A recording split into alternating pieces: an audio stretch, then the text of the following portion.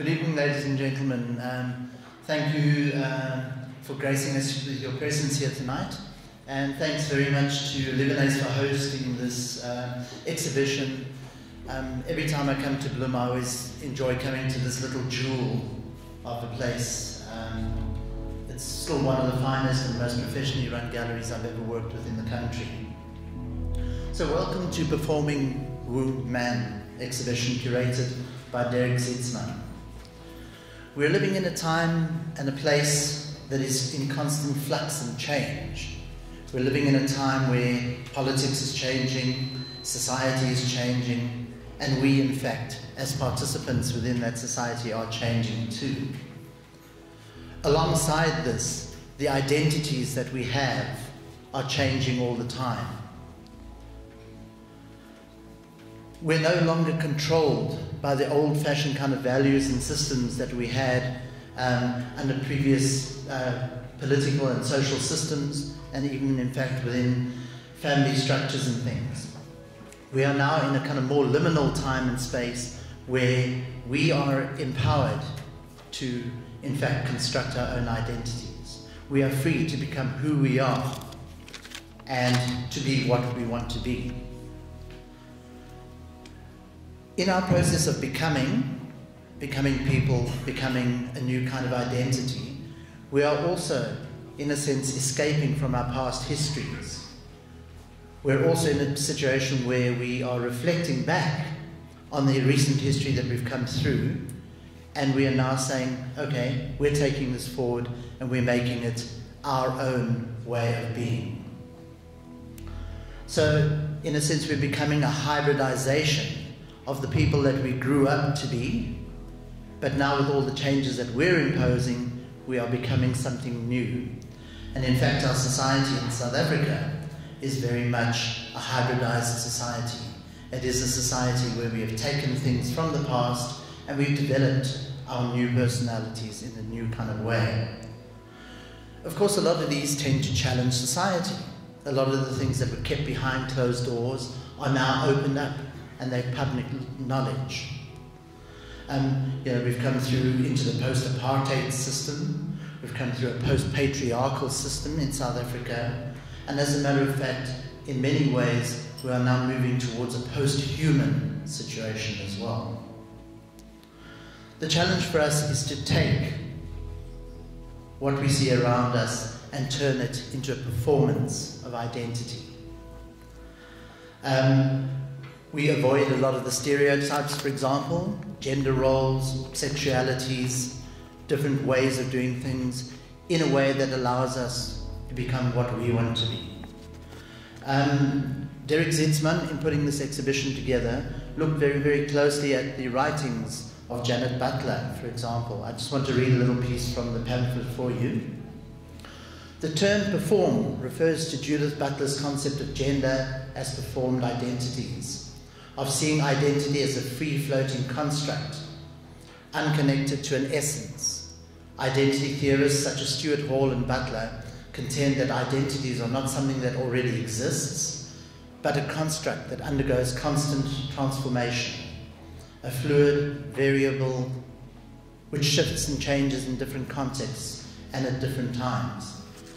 Now, I think a good way of illustrating this is very much the idea of how we perform in front of our families, who we are, and what is that face that we put on when we go out into the street, when we go out into the classroom, when we go down to Macro to go and buy some goodies. Each of those becomes a form of identity that we perform. And in terms of that, we're always in the state of becoming. As soon as we reach some point of kind of happiness within our society or within our personalities, our identities, we start changing that and become something new, something different. The artists that Derek has gathered together on the show are a very, very interesting mix of artists from the whole of South Africa. And one of the things I really enjoy about his curatorial style, he learned from someone I have no idea who, how to curate democratically.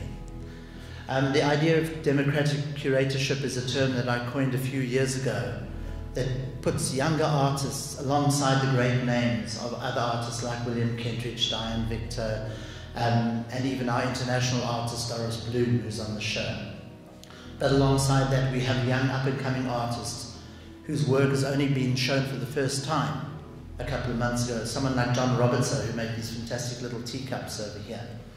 So younger artists being given the opportunity to showcase their work alongside the well-known names. I'm not going to talk about each and every work here because you'll all be dead and half asleep by the time I'm finished, but I'm just going to highlight some of the artists, and particularly I think some of the artists who are here. If one has a look at Helena Hicho's work on the back right-hand wall called Man. Helena is a very, very skilled artist, and she manages to portray people with such a sense of pathos and a sense of pride, in fact, that the sugarcane cutter in that work is actually filled with a sense of pride at the work that he's done. And his work is, in fact, an extension of the personality, and that personality is his constructed identity. The man in the photo is actually wearing what appears to be a skirt. Now, in days gone by, that would have been very much of a no-no thing. A man wearing a skirt in public. This is not Bloemfontein, you know. Colin Cole looks at recent histories as well, and his whole installation over there deals with aspects that many young men had to go through in actually having to go into a conscripted armed force.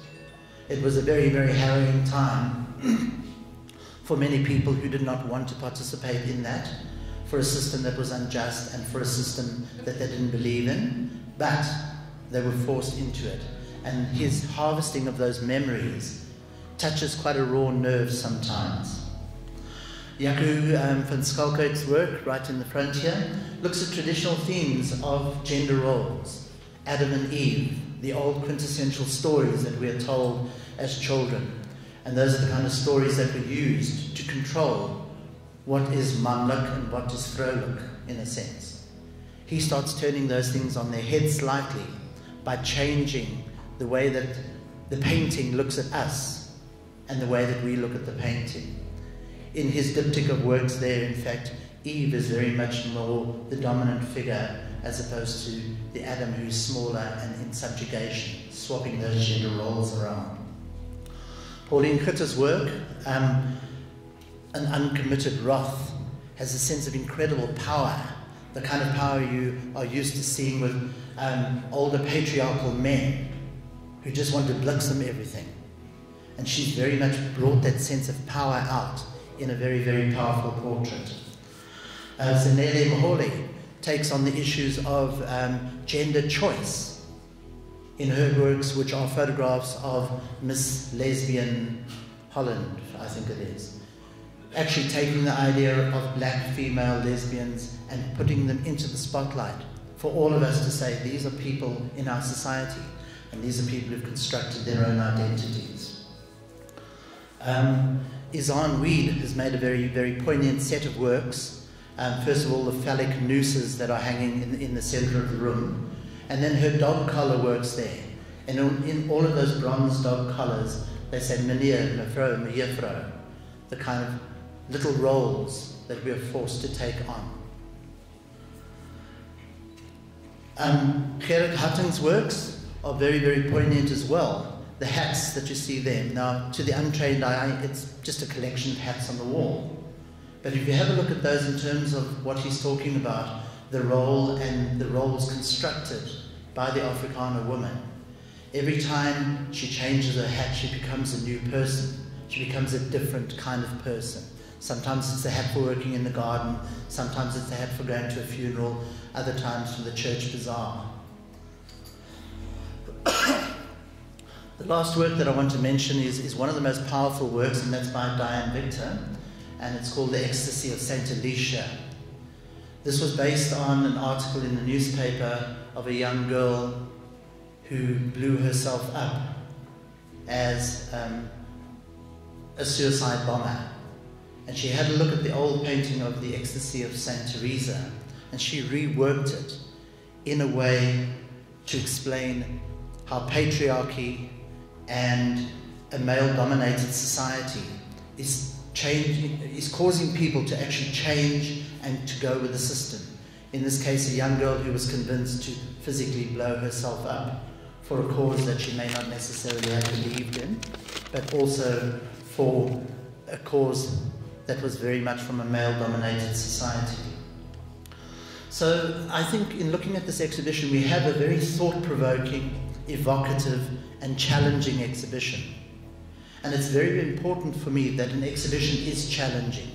If this was just a whole exhibition of beautiful landscapes and flowers and a couple of portraits of people, we'd all come, enjoy the wine and say, what a lovely exhibition, and go away and be totally unchanged. But in fact, when we walk through this exhibition and something hits us in the gut and we say, oh my God, I can't look at that, that is in fact changing the way that we look at the world around us and allowing us to become the kind of people that we want to be. We are living in an ever-changing country,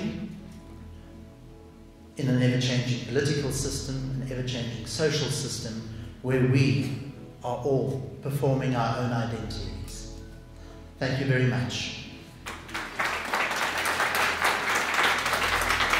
I'd like to congratulate all the artists, and I'd like to say a huge word of thanks to the Oliewenhuis Gallery and their staff, and particularly to Sabata for his hard work.